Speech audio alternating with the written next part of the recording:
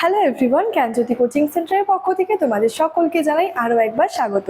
আজকের ক্লাসে আলোচনার বিষয় হচ্ছে তোমরা যারা গৌড়বঙ্গ ইউনিভার্সিটির অধীনস্থ বিভিন্ন কলেজগুলিতে পড়াশোনা করছো, তোমাদের জন্য আজকের ক্লাসে ফার্স্ট সেমিস্টার যে ভিএসসিতে যাদের পরিবেশ বিদ্যা রয়েছে সেখান থেকে কিছু গুরুত্বপূর্ণ যে এমসিকিউগুলো রয়েছে সেটা নিয়ে কিন্তু আলোচনা করব। আজকের ক্লাসে হচ্ছে পার্ট 2 নিয়ে আলোচনা করব। তার কারণ হলো এর আগের ক্লাসের মাধ্যমে কিন্তু পার্ট 1-এ কিন্তু বেশ কিছু গুরুত্বপূর্ণ এমসিকিউগুলো নিয়ে কিন্তু আলোচনা করেছিলাম। ঠিক আছে, আচ্ছা দেখো প্রথমে যেটা রয়েছে নাম্বার 1 যেটা রয়েছে পরবর্তীতে যে ইকোলজি শব্দটি প্রথম কে ব্যবহার করেছিলেন, এটার সঠিক উত্তর হবে আর্নেস্ট হেকেল। এবং এই যে প্রত্যেকটা যে এমসিকিউ গুলো রয়েছে, ঠিক আছে, প্রত্যেকটা এমসিকিউর যে ব্যাখ্যাগুলো রয়েছে সেটা কিন্তু প্রতিটা অ্যান্সারের নিচে দেওয়া রয়েছে, তোমরা কিন্তু সেই বিষয়টা একটু দেখে নেবে। ঠিক আছে, আচ্ছা নেক্সট রয়েছে ইকোলজি বা যেটাকে বাস্তুবিদ্যা বলা হয়। তো সেই ইকোলজি বা বাস্তুবিদ্যা কথাটির অর্থ কি, এটার সঠিক উত্তর হবে জীবের বাসস্থান সংক্রান্ত বিদ্যাকেই কিন্তু বলা হয় আর কি ইকোলজি বলতে বোঝানো হয়ে থাকে।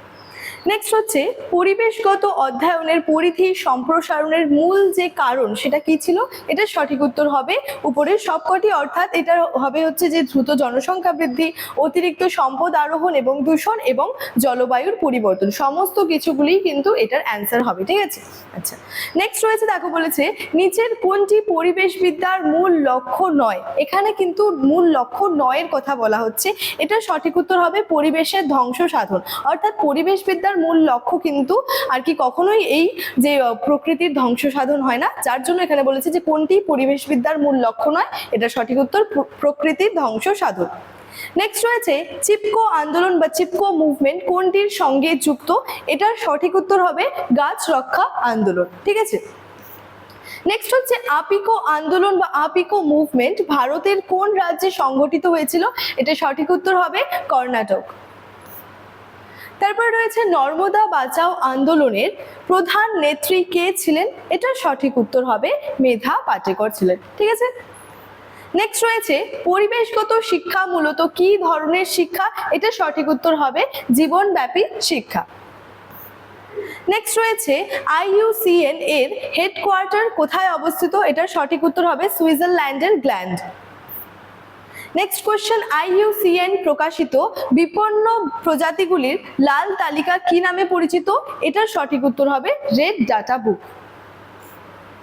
তারপর রয়েছে পরিবেশবিদ্যা কেন বহু বিষয়ক প্রকৃতির, এটার সঠিক উত্তর এখানে বলেছে দেখো ক এবং গ উভয়।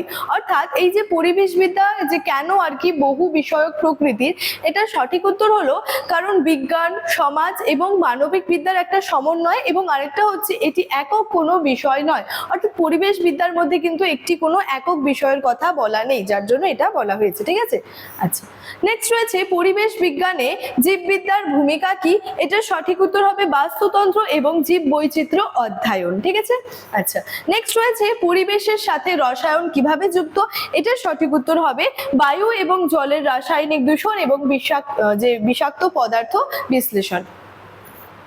নেক্সট রয়েছে পরিবেশ অধ্যয়নে ভূগোলের গুরুত্ব কোথায়, এটার সঠিক উত্তর হবে পৃথিবী ভূপ্রকৃতি এবং জলবায়ু ও সম্পদের বন্টন বুঝতে।